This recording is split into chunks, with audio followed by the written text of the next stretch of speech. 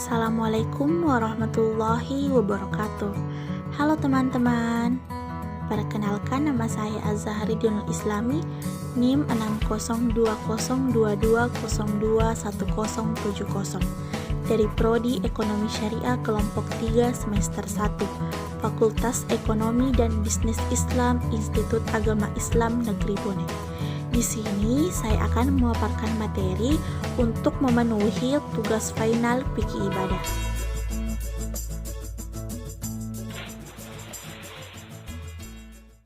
Baiklah, yang pertama adalah sholat jenazah.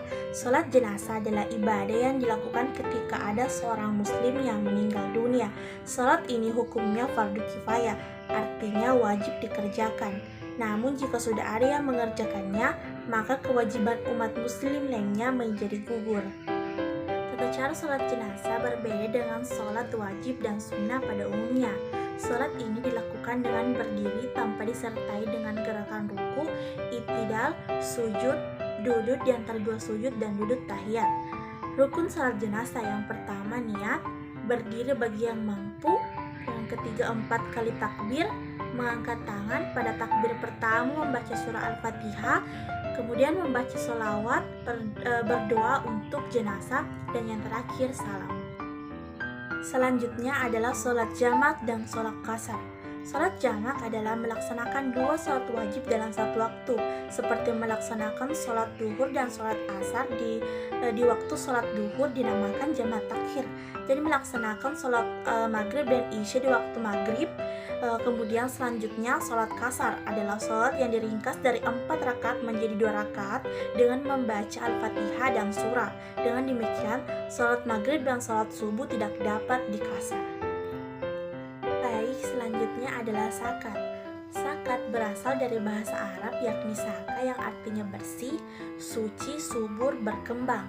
Sedangkan menurut istilah, zakat adalah harta tertentu yang wajib dikeluarkan oleh orang yang beragama Islam dan diberikan kepada golongan yang berhak menerimanya. Harta yang wajib disakatkan yaitu emas dan perak, binatang ternak, hasil pertanian dan buah-buahan, harta perniagaan, rikas, hasil profesi, dan tabungan. Selanjutnya, orang yang wajib diberikan zakat. Yang pertama, orang yang hidup tanpa mata pencaharian. Yang kedua, orang tidak bisa memenuhi kebutuhan pokoknya. Yang ketiga, orang yang mengumpulkan zakat. Yang keempat, orang yang baru saja masuk Islam. Yang kelima, orang yang bebas dari perbudakan melalui akad. Dan masih banyak lagi orang-orang yang dapat menerima zakat.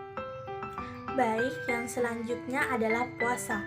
Secara umum, puasa merupakan salah satu kegiatan yang dinilai sebagai kegiatan sukarela yang dilaksanakan dengan cara menahan diri dari makanan, minuman, atau juga bisa keduanya, perilaku buruk, dan semua hal yang memiliki potensi untuk membatalkan puasa tersebut.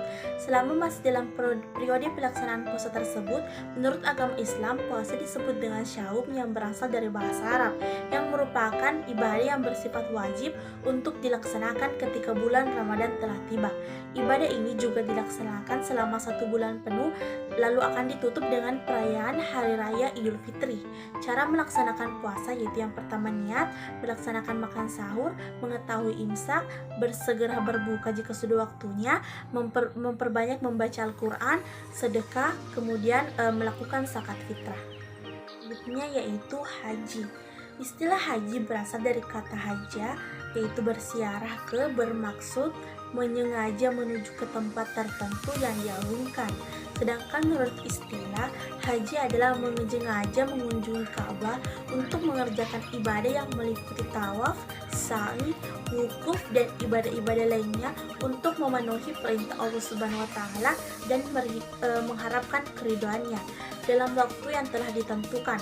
Syarat-syarat haji yaitu yang pertama beragama Islam, berakal sehat, balik, merdeka, bukan hamba sahaya, kuasa atau yang mampu mengerjakan.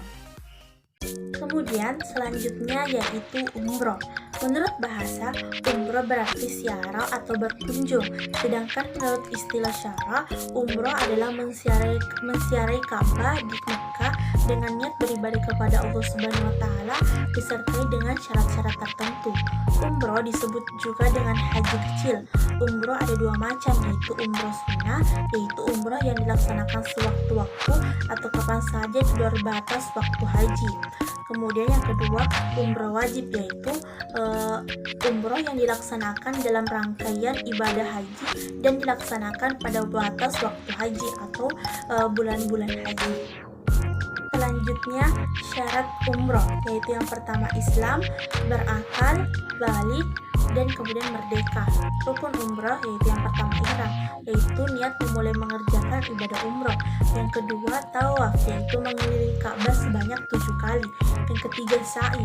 Yang keempat tahallul atau mencukur atau menggunting rambut paling sedikit 3 helai rambut. Yang kelima tertib, yaitu dilakukan secara berurutan.